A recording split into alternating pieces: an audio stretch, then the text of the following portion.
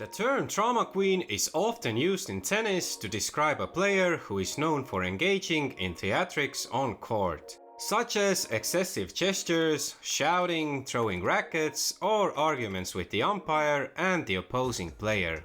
The drama queens are often seen as creating unnecessary distractions and taking attention away from their performance on the court. However, it is important to note that these behaviors can also add to their personalities and be part of what makes them entertaining to watch. How's it going, folks? My name is Tanel, and today let's take a look at the biggest drama queen in tennis, at least in my opinion.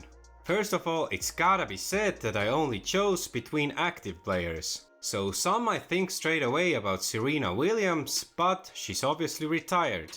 By the way, I didn't consider Serena being a drama queen per se, but more of a diva.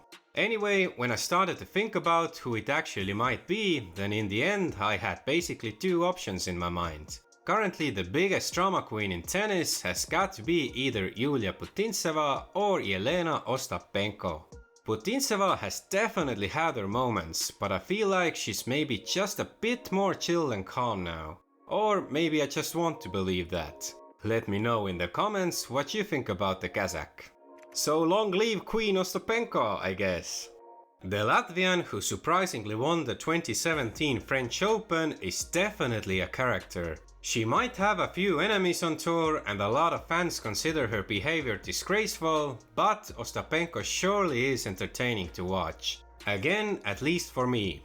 In my opinion, Ostapenko's entertainment aspect is also associated with her playing style. Alyona is a really aggressive baseliner who plays risky and fun tennis. Some might say she is just a ball basher, but the see ball hit winner approach is something we just don't see that much on women's tour.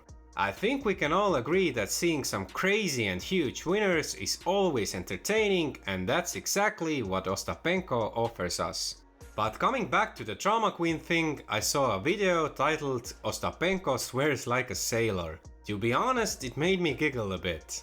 The 25-year-old former world number 5 has also had many arguments with umpires and players. I also saw a comment which said, "She never gives credit to her opponent." The facial expressions say it all. It's either the umpire or the linesman who made a mistake. Or if there is automatic line calling, then the system is somehow wrong. It's never her fault, her opponent always hits a lucky shot. It's actually hard to argue with most of it, having seen a lot of Alyona's matches. Alright, let's now take a look at some specific incidents and dramas where Ostapenko was involved.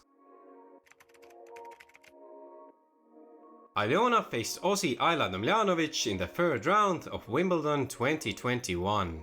The main drama started in the third set when the Latvian was down 4-love and requested a medical timeout. Ostapenko said to the umpire that she has an abdominal issue and that she cannot continue. The injury issue came basically out of nowhere. To me and to most of the fans, Ostapenko seemed fine, but obviously only she knows if she really had an injury or not. Anyway, Tomljanovic immediately protested and accused Ostapenko of gamesmanship. "You know she's lying, why aren't you taking any consideration that she looked fine for an hour and 30 and now there's an acute injury," Tomljanovic said to the umpire. The match was delayed for more than 10 minutes as Ostapenko received treatment. In the end, the Aussie convincingly won the match, after which she had words with Ostapenko at the net. Let's enjoy the dialogue.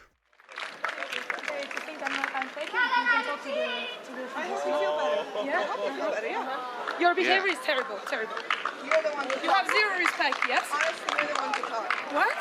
Oh, goodness me, your behavior is... Later, Ostapenko told her side of the story. "She cannot say anything because she knows zero about my injury. She doesn't know anything. In my opinion, it was very disrespectful from her side, because every single player who is playing tennis or any other sports can get injured. So she cannot say anything unless she knows anything from the physios or from the doctor," Ostapenko said. And this was Tomljanovic's reply. "She can say she was injured. I don't think she was. There was nothing wrong with her the whole match, but then why on 4-love she calls it. I think that's a clear reason that she just wanted to get me off my game. Ostrava 2021 second round. Ostapenko was facing the current world number 7 Maria Sakkari. The Latvian was not happy early in the match with some of the calls being made, arguing they were wrong. She also questioned the electronic line calling system, saying that it was just not good. But the main incident took place when Sakkari broke in the first set to go up 4-3. And then this happened. She's got it this time. There's a roar from Maria Sakkari.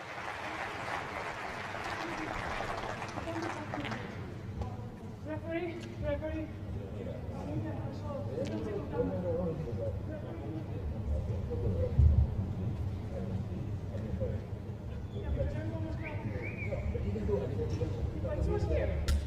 He was here, she said, fuck you, bitch. I mean, it's never okay to call your opponent that, but at the same time, Sakkari's in-your-face yelling and fist pumping isn't cool either. Anyway, the supervisor came to the court, they discussed the situation with the umpire, and in the end nothing really happened. The match went on and Sakkari won 6-4, 6-2. By the way, the handshake at the net seemed surprisingly warm. At last year's Wimbledon, the Latvian lost a tight 4th round match against German Tatjana Maria. After the handshake, we got to witness something that doesn't happen very often at the most prestigious tennis tournament in the world. You can expect to hear players getting booed off the court, for example at the French Open, but not at Wimbledon. Well, now we know what it takes to get that reaction at Wimby, as Ostapenko was moody after the loss. For example, she threw a water bottle at her chair. Obviously, the Wimbledon crowd didn't like her attitude and they made it very clear to her. After the match, Ostapenko also claimed that Maria, who by the way had recently come back from a year-long maternity leave, was lucky to win. She just collected all my mistakes, unforced errors, and that's how she won today. I thought it was my match, I had to win it, and she got just so lucky in some moments. I felt I was the player who had to win this match today, Ostapenko later said. She seems quite a humble person, doesn't she? These words actually reminded me of another interview where Ostapenko basically said the same thing. Just a couple of weeks before Maria's match, the Latvian faced Canada's Rebecca Marino at Birmingham. She had a big lead against Marino, but the Canadian fought back and the match went to the deciding set. Ostapenko eventually won the first round encounter, and then it was time for an on-court interview. There, Ostapenko said the following. The biggest opponent to me was myself, because I played really well until 6-2, 5-1. She didn't really do anything. She didn't change anything until that score, so I started to fight against myself. I started to miss some balls, but I'm glad I won, because my level is way better than hers today, and I showed it. Decide for yourself whether it is self-confidence or arrogance. Yeah, obviously a lot of fans have labeled Ostapenko a tennis brat, but the Latvian herself doesn't seem to mind it.